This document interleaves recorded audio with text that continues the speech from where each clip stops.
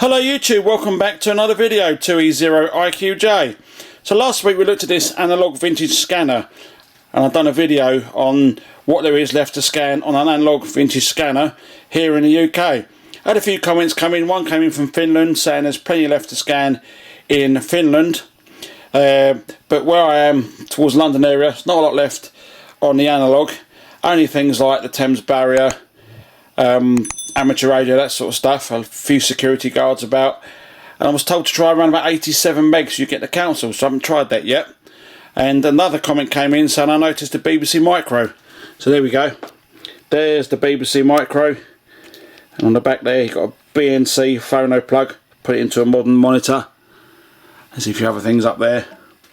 That's an old school EEPROM programmer, so we can program EEPROMs on the BBC, so I can program old CB radios up using the old vintage BBC. I've done a video on that where I've replaced the power supply.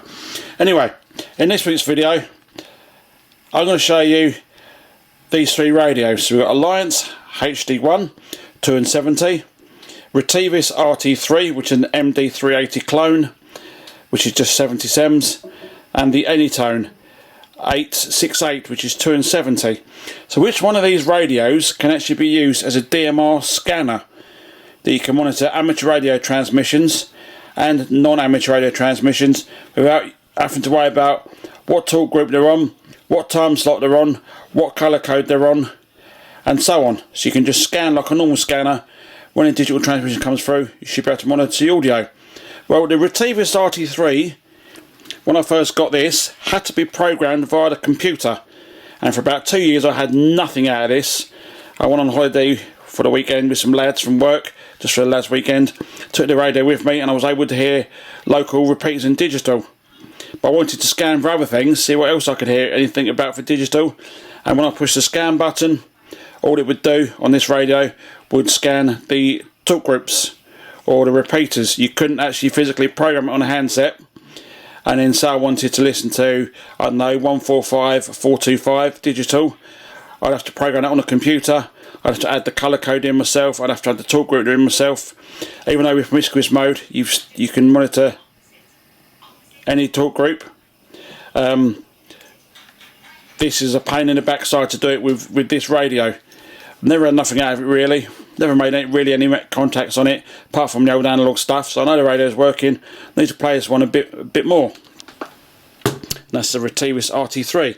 So what I've got here is Alliance HD1, and this has got memory mode and VFO mode, and you can program this through the handset, which is how it should be. So I can program a local digital repeater in, program talk groups, and away I go. Now I can scan on it like a conventional scanner with this radio. When it finds a digital transmission, even though promiscuous mode is on, I still have to go into the menu and try and match up the colour code.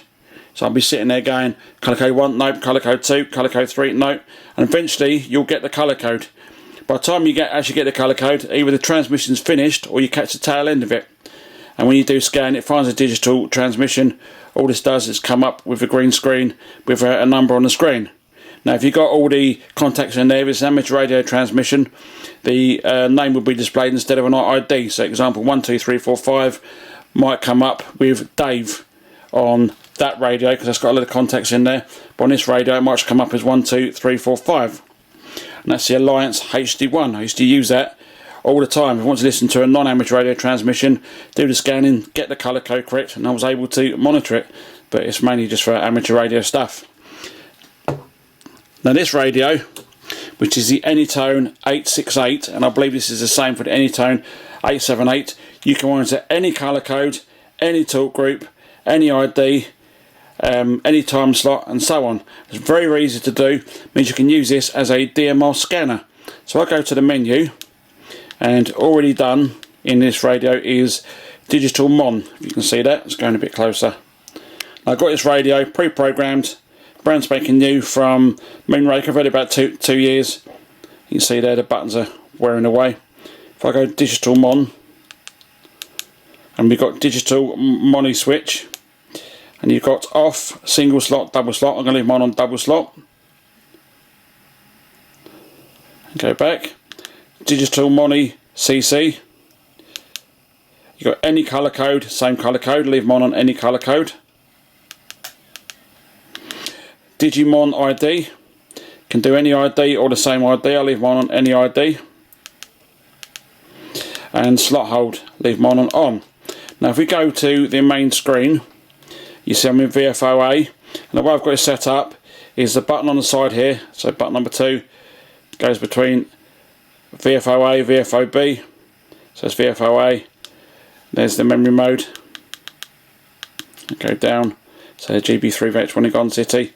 Want to go back to VFO, just press number 2, goes back, and I've got it set up as number 1 here, will change from analog to digital, so you've got digital channels selected, so you see there it's got dig or dig, so it's now digital.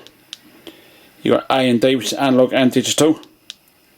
DNA, which is digital and analog, but we want to go back, there's analog, we want to go to just the digital mode, so Digimode selected. Now I can just type in a frequency, so example 1454250 or 4258, let's try again, 1454250, and now I can just push P1 the way I've got it set up, and it just scans like a conventional scanner, and when it finds a transmission you should be able to monitor it. You can do that with non-amateur radio transmissions as well. If you wish to monitor other things such as a fusion, then you need to get yourself a fusion radio. If I've got one handy here, we can see.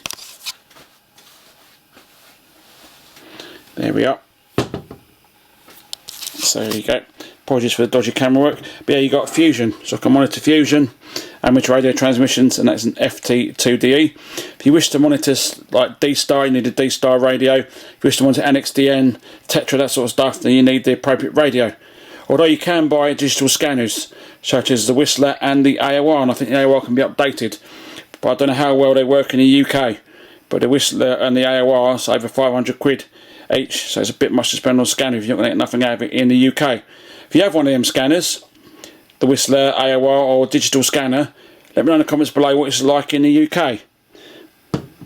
That was a quick video on these radios, the Alliance HD1, the Retivis RT3 and the Anytone, and which one could be used as a DMR scanner. It's the Anytone 868, you can also do it with the Anytone 878.